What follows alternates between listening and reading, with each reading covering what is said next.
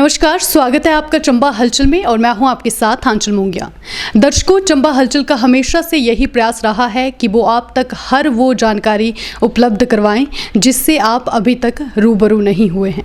प्रदेश सरकार द्वारा चलाई जाने वाली जन कल्याणकारी योजनाएं प्रदेश में कारगर सिद्ध हो रही है, चाहे वो प्रधानमंत्री आवास योजना हो, गृहिणी सुविधा योजना हो या फिर उज्ज्वला योजना हो। अन्य तरह की तमाम योजनाएं प्रदेश में लाभकारी सिद्ध हो रही है। लेकिन आज हम बात करेंगे चंबा जिला में चलाई जाने वाली योजनाओं की कि चंबा जिला में कौन कौन सी योजनाएं चलाई जा रही है और लोगों तक इनका कितना लाभ पहुंच रहा है।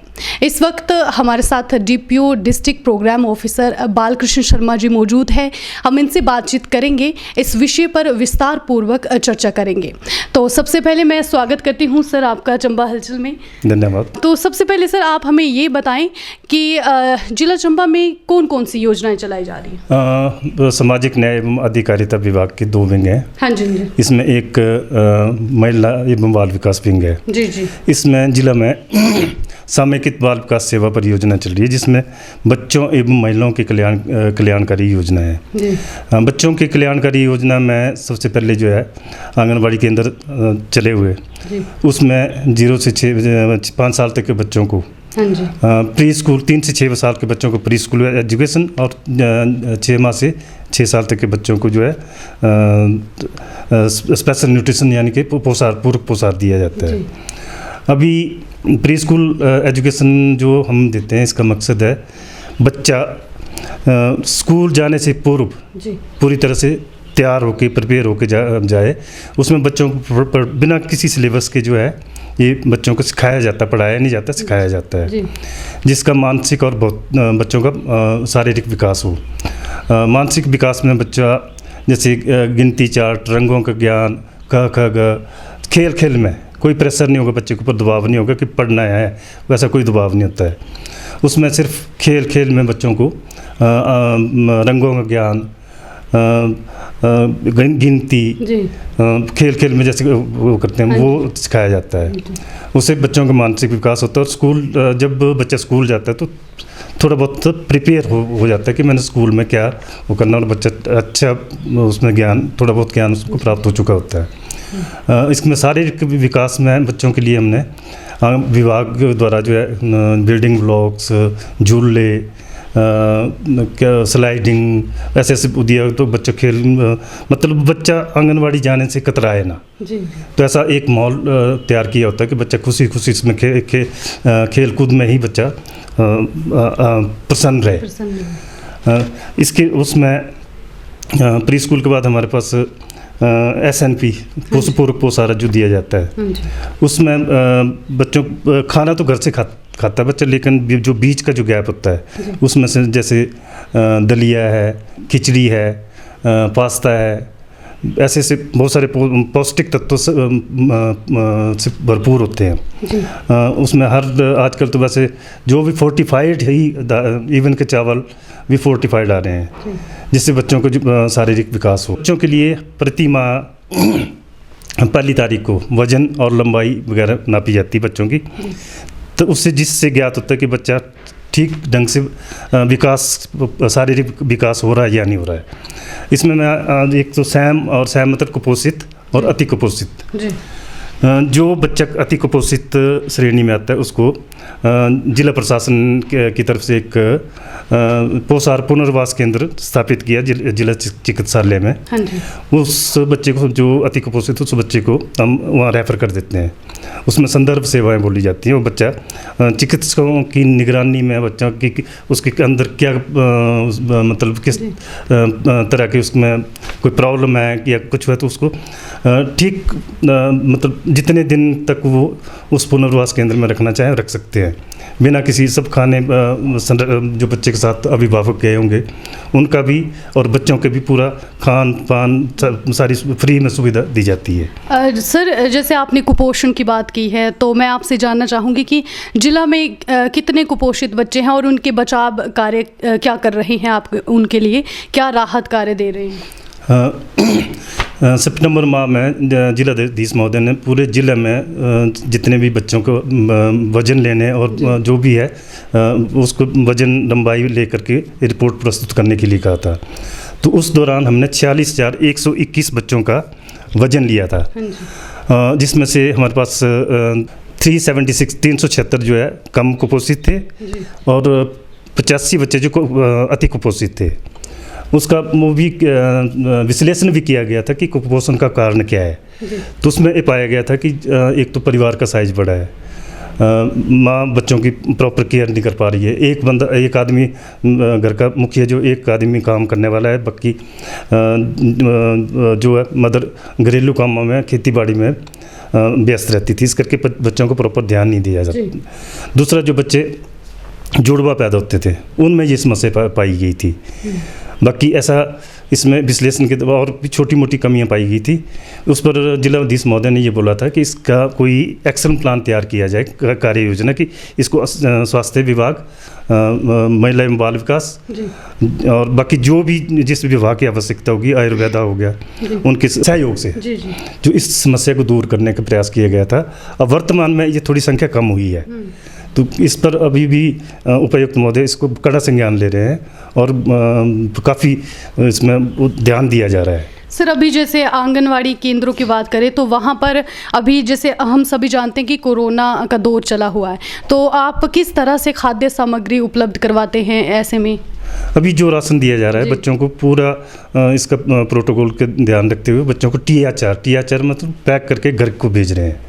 तो बच्चे जो घर में उस राशन को ग्रहण कर रहे हैं। इसके बाद महिलाओं के लिए कल्याणकारी योजना है। सबसे पहले मुख्यमंत्री कन्यादान योजना है, जिस दुर्भाग्यवश जिस बच्ची के बाप की मृत्यु हो गई होती है तो उसको इस योजना के अंतर्गत 51,000 रुपये जो सहायता राशि प्रदान की जाती है। अभी तक इसमें हम 177 बेनिफिशरी को बेनिफिट दे चुके हैं अभी तक, और इसमें 99,94,94,000 रुपये इसमें व्यय कर चुके हैं अभी तक। दूसरी है महिलाओं को स्वयं रोजगार योजना। इसमें से 15 लाभार्थियों को 5,000 रुपये प्रति 75,000 रुपये इसमें राशि व्यय कर चुके हैं। मुख्यमंत्री सगुन योजना ये अप्रैल माह में शुरू हुई थी। कन्यादान और इसमें अंतर इतना है कि जो सगुन योजना है वो जो BPL परिवार में किसी भी वर्ग, किसी भी श्रेणी, किसी भी धर्म का हो, BPL में होना चाहिए, उसकी बेटी की शादी के लिए 31,000 रुपये जो सहायता राशि दी जाती है। इसमें अभी तक हम 1.5 करोड़ रुपये लगभग 1.5 करोड़ रुपये व्यय कर चुके हैं, और अभी इसमें जो लंबित है 50 लाख रुपये और हमें इसकी आवश्यकता थी, वो 50 लाख की राशि हमें प्राप्त हो चुकी है। मार्च माह में इन लाभार्थियों को लाभान्वित कर दिया जाएगा। मदर टेरेसा सहाय संबल योजना है, उसमें से जिन 18 साल से कम बच्चों की जिनके पिता की मृत्यु हो गई होती है उसको 500 रुपये प्रति बच्चा 2 बच्चों तक जो है सहायता राशि पालन पोषण के लिए, बच्चों के पालन पोषण के लिए दी जाती है। इसमें भी अभी तक हम 58,57,555 रुपये हम व्यय कर चुके हैं। अभी और राशि आज 50 लाख के लगभग और राशि प्राप्त हो गई है, जो अभी जो लंबित हमारे पास मामले हैं मार्च माह में उनको भी लाभान्वित कर दिया जाएगा। तो ये महिलाओं और बच्चों की कल्याणकारी योजना है। सर देखिए, जैसे अगर हम शहरी स्तर की बात करें, शहरीकरण की, तो यहाँ पर तो हम सभी को मतलब पता है कि ये योजनाएं, लेकिन अगर हम ग्रामीण क्षेत्र की बात करें तो वहाँ पर दूर दराज के इलाकों में किस तरह से आप ये योजनाएं पहुँचा रहे हैं, क्या प्रयास कर रहे हैं? इसमें से पहले तो हमारे जागरूकता शिविर लगते हैं जी। जागरूकता शिविरों के माध्यम से आंगनवाड़ी कार्यकर्ता, आशा वर्कर्स, पंचायत प्रधान, वार्ड मेंबर, इनके थ्रू जो है हम इन मतलब योजनाओं के बारे में जानकारी देते हैं जी। इस बार जिला प्रशासन ने एक नई पहल शुरू की है कि ये इन योजनाओं के लिए लघु वीडियो बनाकर या कहीं ऐसे प्लेटफार्म पर, जैसे आज भी बस स्टैंड में आपने सुना होगा कि हमारे विभाग की जानकारी, जैसे कुपोषण क्या चीज़ है, उसको कैसे ख़त्म किया जा सकता है, एनीमिया क्या चीज़ है, कैसे इसके लक्षण क्या हैं, तो वो अभी बस स्टैंड में वो हर उसमें हर घंटे में जो है इसका प्रचार हो रहा है। मान लो 10 आज बस स्टैंड में 2000 लोग भी आते होंगे तो महीने में 30,000 लोग तो आते ही होंगे। उनमें कम से कम 10,000 लोग भी तो इसके बारे में जानकारी प्राप्त करते हैं। तो ये चला हुआ। दूसरा इस हमें आदेश दिए गए कि यूट्यूब आजकल नेटवर्क हर जगह है, सोशल मीडिया में यूट्यूब हो गया, व्हाट्सएप ग्रुप हो गए, ऐसी उसमें ये छोटी छोटी फिल्में क्लिप्स बना के इसको शेयर किया जाए ताकि ये हमारी योजनाएं जन तक लाभ पात्र व्यक्तियों तक पहुँचे। तो अभी ये प्रयास किया जा रहा है। मार्च माह तक हमारा ये प्रयास रहेगा कि जितनी भी जिला में जहाँ नेटवर्क कनेक्टिविटी है इसके माध्यम से, और जहाँ कनेक्टिविटी की समस्या है वहाँ शिविर आयोजन के माध्यम से, प्रधानों के माध्यम से, वार्ड मेंबर के माध्यम से इन योजना का व्यापक प्रचार एवं प्रसार किया जाएगा। जो एक शगुन योजना है उसके बारे में थोड़ा सा आप हमें बता दीजिए ताकि हमारे जो दर्शक है वो भी जान सके कि ये क्या योजना है। शगुन योजना अभी अप्रैल माह में, इसी वर्ष अप्रैल माह में हिमाचल सरकार द्वारा चलाई गई है। पहले ये होता था कि जिनके बाप नहीं है तो उनको ये मुख्यमंत्री कन्यादान योजना में लाभान्वित किया जाता था।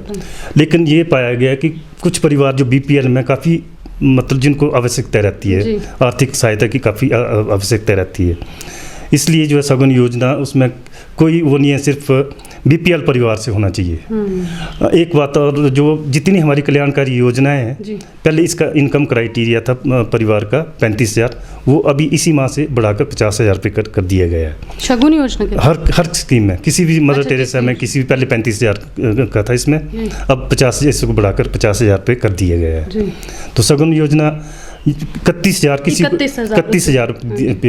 किसी ऐसे परिवार को सहायता दी जाती है तो वो उनको एक काफ़ी बड़ी कारगर सिद्ध होती है। सर, ये जो शगुन योजना चलाई जा रही है सरकार द्वारा, इसकी जो राशि है वो शादी से पहले दी जाती है या शादी के बाद में?